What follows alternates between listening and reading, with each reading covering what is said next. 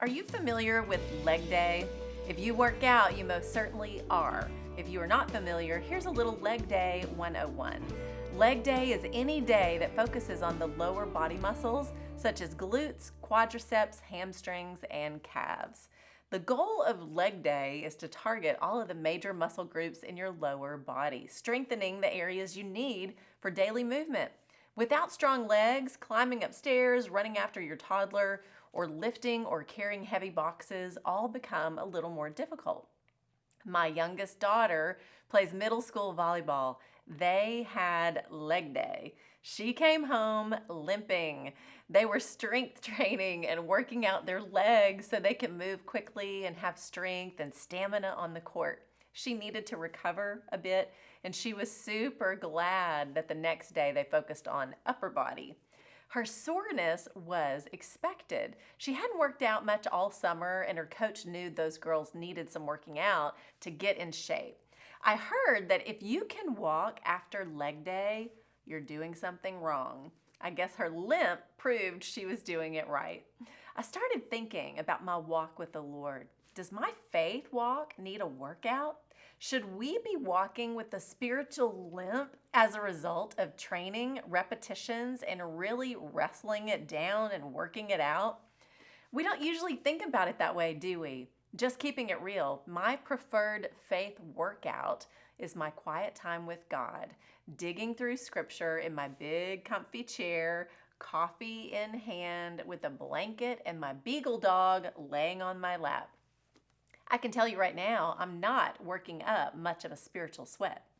But what if we did?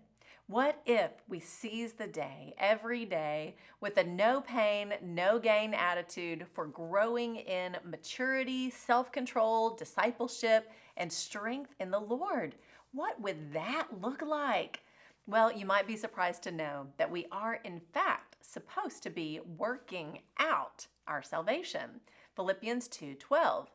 Therefore, my dear friends, as you have always obeyed, not only in my presence, but now much more in my absence, continue to work out your salvation with fear and trembling. For it is God who works in you to will and to act in order to fulfill his good purpose. What Paul is not saying here is that we must work for our salvation. Salvation is a gift of grace through faith in Jesus alone. Here, though, Paul is highlighting the importance of staying fit for Christ through our consistent faithfulness to the Lord and through our obedience. Dr. David Jeremiah puts it this way: the Christian's role is to work out what God has worked in by cultivating the characteristics of a godly life. I love that. What naturally takes place is as we work out what God has worked in us, we will then be a light in the darkness through the life we live and the works we do for him that he created us to do. Paul tells a young Timothy, train yourself to be godly. Our goal as believers is to be like Jesus. This doesn't happen overnight, and the process only begins when you give your life to him. Just like in physical training or even leg day, there is intentional movement in the areas that we are weak. There is daily discipline to follow a healthy diet of good choices and deny the bad. If you're looking for a place to start when it comes to working out your faith, here are some places to start. Read, study, and memorize scripture. Pray and spend time talking to God. Intentionally give of your time and resources on a consistent basis. Gather with believers by committing to a church and invest in discipleship growth in both large and small gatherings. Deny yourself through fasting, food, social media, movies, or something you need to take a break from.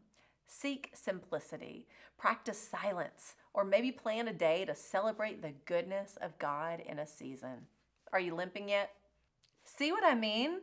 I think we can all use a good spiritual workout, and as we move and work out our salvation, we will see more of God working out of and through our lives. That's the truth. Hey, no pain, no gain. And the goal set for us all as we work it out is ultimately to look more like Jesus. I'm Lori Klein.